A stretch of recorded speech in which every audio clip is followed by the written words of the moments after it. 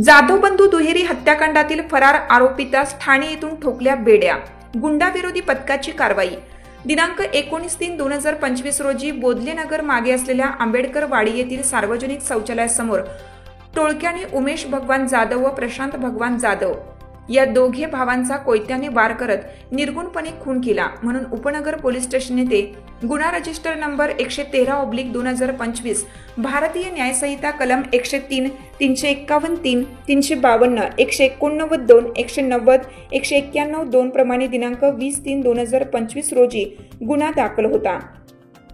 सदर गंभीर स्वरूपाच्या गुन्ह्याचा तपास माननीय सहाय्यक पोलीस आयुक्त सो गुन्हे नाशिक शहर हे करत असून आता पावतो गुन्ह्यात एकूण 6 आरोपींना अटक करण्यात आली असून सदर गुन्ह्यात आणखीन एक आरोपीचा सहभाग असल्याने तो आरोपी फरार होता.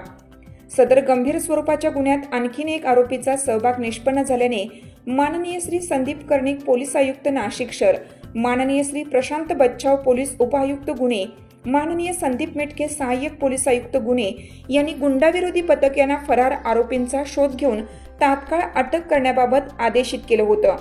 त्या अनुषंगाने गुंडाविरोधी पथकाचे पोलीस अंमलदार अक्षय गांगुर्डे यांना गुप्त बातमीदारामार्फत माहिती मिळाली की सदर दुहेरी खुनाच्या गुन्ह्यात सहभाग असलेला आरोपी मंगेश रोकडे सध्या ठाणे येथे आपले अस्तित्व लपवून वास्तव्य करत आहे.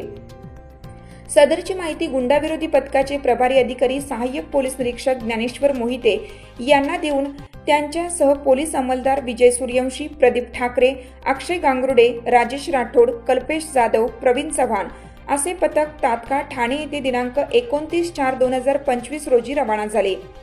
ठाणे शहर येथे आरोपितांचे नातेवाईक राहत असलेल्या कापूरबावडी पोलीस ठाणे हद्दीतील मनोरमा नगर झोपडपट्टीत रात्रंदिवस सापळा रचला असता दिनांक 30/4/2025 रोजी दुपारच्या सुमारास गुन्ह्यातील आरोपी हा मनोरमा नगर येथील बुद्ध विहारच्या मोकळे मैदान ठाणे शहर येथे असल्याचं दिसून आल्याने सदर ठिकाणी पोलिसांनी आपली ओळख लपवून पोशाख बदलून सापळा रचला असता मोकळे मैदान असल्याने आरोपीतास पोलीस आल्याची चाहूल लागताच आरोपीने पळून जाण्याचा प्रयत्न केला.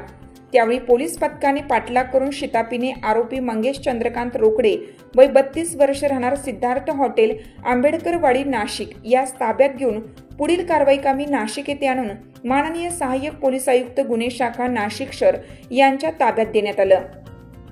सदरची कामगिरी माननीय श्री संदीप कर्णिक पोलीस आयुक्त नाशिक शहर, माननीय श्री प्रशांत बच्छाव पोलीस उपायुक्त गुन्हे, माननीय संदीप मेटके सहाय्यक पोलीस आयुक्त गुन्हे यांच्या मार्गदर्शनाखाली गुंडाविरोधी पथकाचे सहाय्यक पोलीस निरीक्षक ज्ञानेश्वर मोहिते, मलंग गुंजाळ, विजय सूर्यवंशी, सुनील आडके, प्रदीप ठाकरे, भूषण सोनवणे, अक्षय गांगुर्डे, राजेश राठोड, कल्पेश जाधव, प्रवीण चव्हाण, अशोक आघाव, सुनीता कवडे यांनी संयुक्तिकरित्या कामगिरी पार पाडली आहे.